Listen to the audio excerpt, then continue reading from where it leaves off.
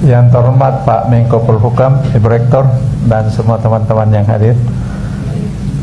Menarik sekali ceramah Pak Menko Polhukam. Ini cocok. Prof, ini saya mau undang kuliah tamu di Pemikiran Politik Indonesia, mata kuliah Pemikiran Politik Indonesia, karena saya kira ini memang perlu diluruskan sejarah pemikiran politik Indonesia ini, Prof. Baik, demokrasi itu dasarnya atau salah satu fondasinya itu adalah aturan, dan aturan itu harus dijunjung tinggi. Karena demokrasi tanpa dilandasi aturan main itu akan melahirkan pemerintah yang otoriter dan oligarki, dan melahirkan masyarakat yang suka anarkis. Jadi Indonesia ini prasyarat demokrasinya tidak dipenuhi, Pak, baru kita berdemokrasi. Karena prasyarat demokrasi itu minimal 4, itu equality, menghargai aturan main, bertoleransi terhadap perbedaan, dan kelas menengah yang kuat, ekonominya yang kuat. Nah, ditambah lagi pembuat aturan yang menurut J.J. Rousseau itu harus yang paling pintar di antara kamu, supaya dia bisa membuat aturan yang bisa mengantisipasi seluruh potensi kejahatan manusia sebelum manusia melakukan kejahatannya.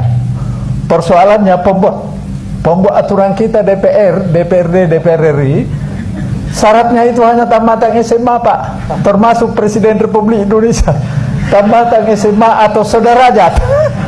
Jadi syarat pendidikan yang merupakan saringan, itu saringan bocor, Pak. Karena sampah juga bisa masuk.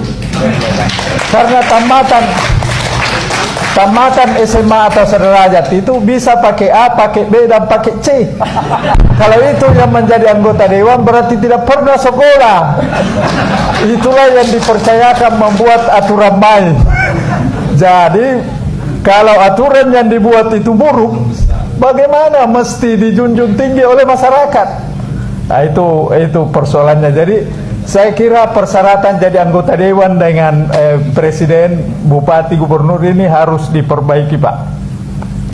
Jadi kalau mau jadi pemerintah ya sekolah, jangan naikkan baliho, sekolah dulu. Nah, ini yang kedua,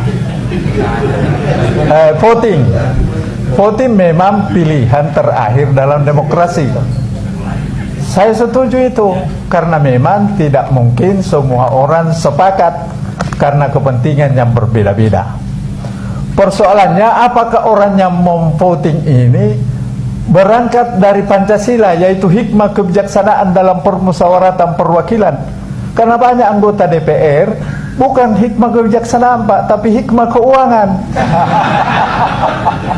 Baru bermusyawarah, akhirnya lahirlah aturan-aturan yang melahirkan diktator mayoritas. Mayoritas memaksakan kehendaknya kepada minoritas, dan minoritas harus tunduk dan patuh pada aturan yang dia tidak setujui.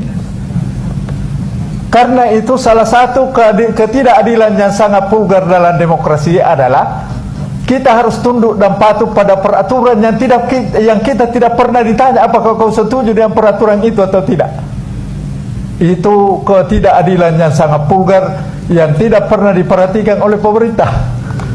Nah, ini penting dijadikan sebagai bahan renungan kita bersama. Kemudian saya setuju. Bisa dipersingkat, Prof? Oh, singkat. Saya setuju Pak Menteri mengatakan bahwa voting itu pilihan dalam demokrasi, apalagi Indonesia ini dibuat dengan voting. Tapi perlu diketahui Pak Menteri bahwa para pendiri Republik voting itu didahului dengan salah istihara, Pak. Salah istihara dulu baru dia menjatuhkan pilihan. Kalau sekarang anggota dewannya makan di warung, Pak, ribut satu hari sebelumnya setelah lobby di warung, di restoran, selesai besok, tidak ada keributan. Jadi keributan itu hanya dijadikan ancaman untuk lobby. Dan setelah lobby dan penyelesaian secara adat telah dilakukan, selesai masalah. padahal itu tidak menyelesaikan